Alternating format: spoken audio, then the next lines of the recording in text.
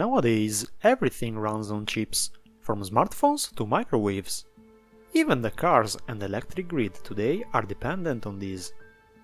Most people are not aware of the importance of microwaves, microchips for this world.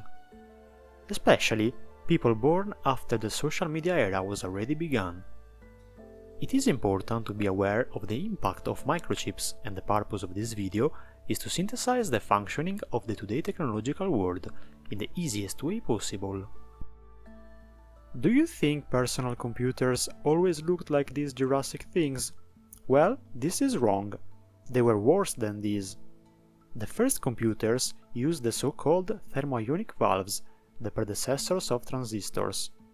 The first computer ever built for general purpose used 18,000 of these valves. It could make 500 operations per second, which was never accomplished before. One of the main applications was, sadly, for the development of the hydrogen bomb. This computer was tremendously power-hungry, corresponding to more than 300 PC gaming combined. Moreover, the valves frequently broke, forcing the workers to continuous stops almost every 2 days. So, how today's computers and smartphones can do billions of operations in a second, inside a chip no larger than a fingerprint? The breakthrough came when engineers discovered that the same switching functions performed by termo-ionic valves could be replicated, way more effectively, inside tiny slices of silicon. NASA was the first high-volume customer in the 1960s, with the vast budget of the Apollo mission for sending the mankind to the moon. The rocket needed electronics that were lighter, smaller and more reliable than the vacuum tubes. The production for NASA contributed to reduce the cost of manufacturing of integrated circuits.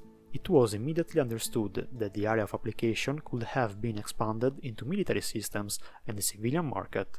But defense demand alone could not sustain large-scale growth. The real breakthrough came with the decision to target the civilian market, if chips could be made cheap enough. In 1965, Gordon Moore predicted that the number of components on a chip would double every year for at least a decade, a forecast soon dubbed as Moore's Law. As densities soared and prices fell, integrated circuits became affordable for consumer products. The first computers were sold in the late 1950s and exponentially grown in the following decade.